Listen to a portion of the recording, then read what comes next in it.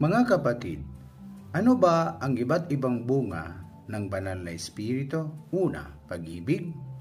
Pangalawa, kagalakan. Pangatlo, kapayapaan. Pang-apat, matiyaga. Panglima, kabaitan. Pang-anim, kabutihan.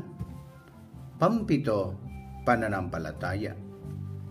Pamwalo, kaamuan. Pangsiyam, pagpipigil sa sarili. Ang lahat na ito ay bunga at gawa ng banal na espiritu.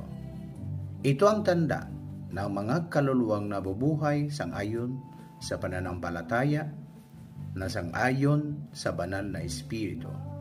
Hindi ito naayon sa mga nabubuhay sa kasalanan at makamundong bagay. Maraming salamat.